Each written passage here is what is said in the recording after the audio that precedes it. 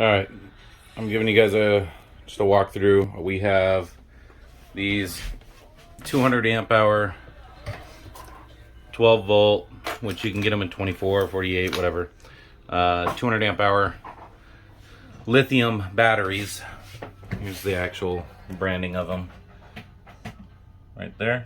And I'm going to leave a link in it so you guys can go right to it. You can get them off Amazon. They're really nice. We've got our links, distributors, I guess if you would.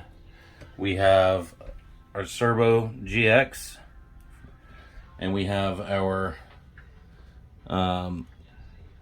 Victron Energy display unit.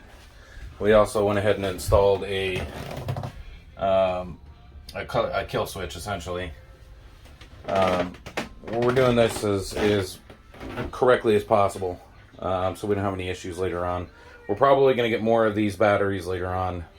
We definitely want to. We've got, right there, we've got our autopilot, which is also utilized down here for, just being able to adjust your autopilot and your rudder and whatnot so that you're going the direction you need to be going, so it's all adjusted and honed correctly.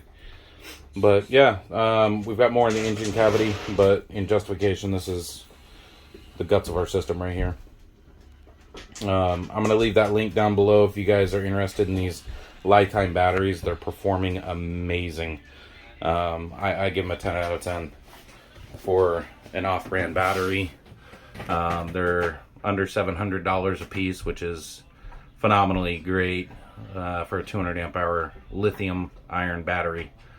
I can't say enough about them. Keeps everything in our house going on our boat all night, all day, and all night long, with no solar hooked up to it yet. So it's pretty dang good. I can't complain. But anyways, see you guys soon.